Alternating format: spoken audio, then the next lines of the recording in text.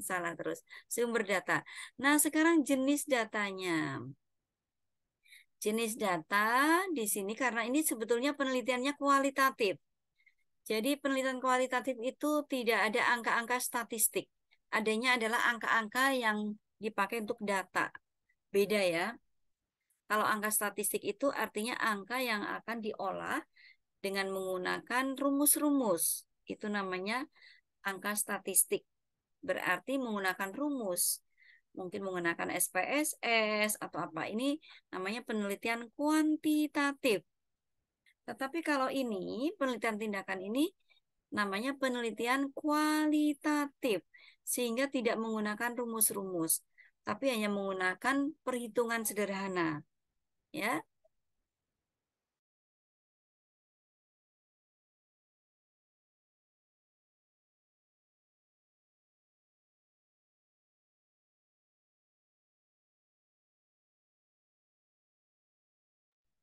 oke.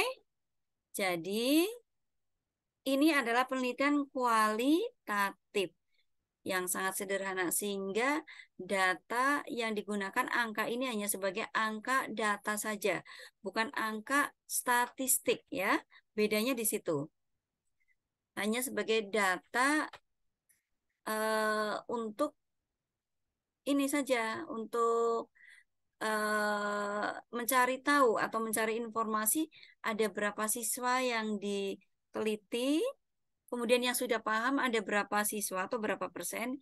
Ini namanya angka untuk data, bukan angka untuk statistik gitu ya. Bisa dipahami ya, mudah-mudahan ya. Oke. Jadi data yang dikumpulkan di sini data kualitatif dan kuantitatif sebagai informasi saja ya. Sebagai informasi ditulis di sini keterangannya. Data kuantitatif sebagai informasi tentang jumlah siswa yang akan diteliti. Gitu ya. Seperti itu. Yang lengkap tulisnya di situ. Kemudian tekniknya sekarang. Teknik pengumpulan datanya. Teknik pengumpulan datanya ini menggunakan teknik deskriptif sebetulnya ya. Tapi karena kok teknik deskriptif sih, maaf, mohon maaf. Itu analisisnya nanti ya. Teknik pengumpulan datanya kok ya. Saya mulai ngomongnya agak ngelantur nih. Teknik pengumpulan datanya yang pertama karena tadi itu kan pertama itu refleksi dulu awal-awalnya, awal pertama kali. Refleksi kenapa ya kok anak-anak diajar itu nggak fokus, ribut, ramai itu kan refleksi awal, di awal banget gitu sebelum masuk siklus. Berarti menggunakan apa namanya? Observasi ya. Observasi ini sudah benar nih. Observasi. Nah, boleh di sini ditambahin dengan menggunakan referensi ya. Ini N-nya besar karena nama orang. Boleh menggunakan referensi di sini ya untuk menguatkan. Tapi penulisannya yang baik ya. Oh, nama orang ya besar gitu kan. Kemudian Sugiono bukan Sugiona gitu ya. Begini ini harus diteliti betul. Nah, bedanya di sini. Kalau di sini Nasution ini ngambil dari Nasution ini mungkin penelitinya ngambil dari bukunya Sugiono. Karena ditulisnya ini dia ngambil dari Sugiono makanya dalam kurungnya bukan di sini. Ya. Kurungnya itu di Sugiono ini bukan di sini tapi di tahun. Dalam Sugiono, nah di sini seperti ini. Nah, tahun ini spasi setelah tanda baca. Jadi kalau penulisannya dalam Sugiono, ambil dari bukunya orang, yang dikurung itu tahunnya, dikasih halamannya. Gitu ya, paham? Cara pengutipannya seperti ini. Paham? Halo? Halo? Insya Allah paham, Bu. Paham. Oke, Mbak Meli paham? Paham, Bu. Ya. Mbak Afina paham? Ivana, Bu. Ya, Bu. Oh, dibalik-balik sih Bu Inung orang Ivana jadi Maksudnya biar bersuara gitu loh. Kalau dikasih nama yang beda kan jadi bersuara. Coba tadi saya tanya, Mbak Ivana nggak jawab kan setelah saya kasih nama yang beda, jadi ketawa dia ya. Oke, baik.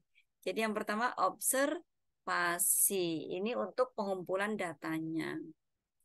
Observasi. Kemudian yang kedua tes. Nah, tadi itu menggunakan tes. Anak-anak pakai post test tadi kan. Kenapa? Agar jelas nilainya naik apa tidak.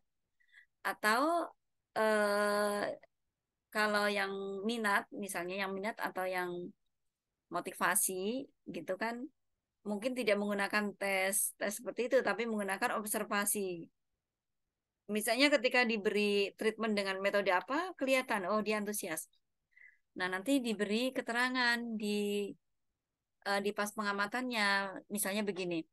Pada saat peneliti menggunakan metode atau media stick, ternyata motivasi belajar siswa meningkat, ditandai dengan siswa yang antusias. Misalnya misalnya dengan tepuk tangan.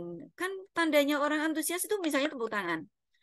Atau misalnya dengan bersorak. Atau misalnya dengan eh, aktif. Aktif dalam artian mungkin aktif berkata, berbicara, bertanya, atau memberi apresiasi, atau sekedar hore. Nah gitu. Ini adalah tanda-tanda anak-anak itu termotivasi.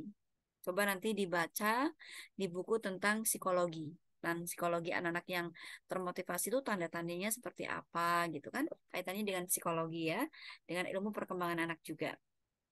Gitu ya. Psikologi perkembangan berarti.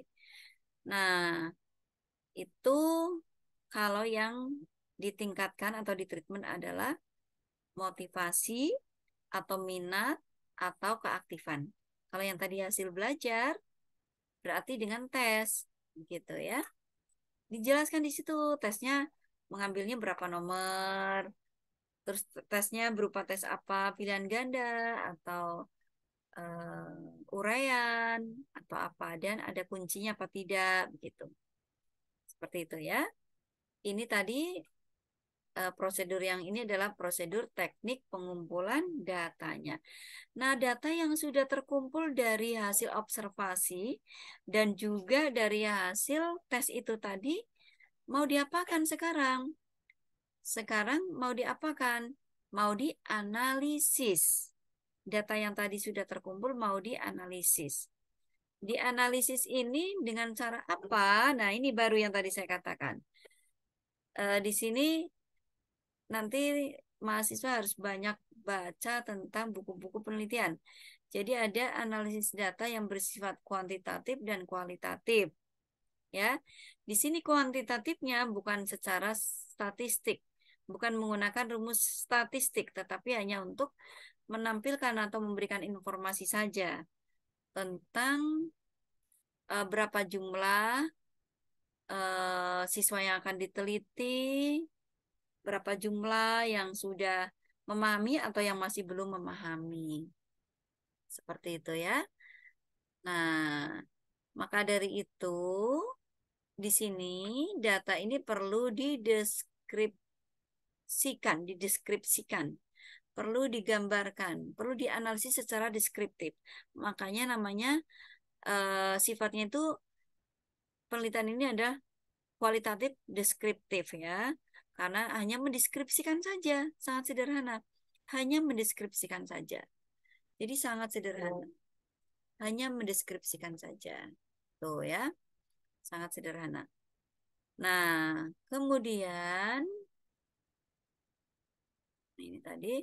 Nah, ini kemudian caranya sekarang silakan mahasiswa nanti lihat dari beberapa hasil penelitian agar ada perbandingan karena di sini ini harus betul-betul eh, tepat gitu ya. Jangan sampai ini penelitian yang sangat sederhana kok di situ menampilkan rumus-rumus dan lain-lain. Ini namanya lebay gitu ya.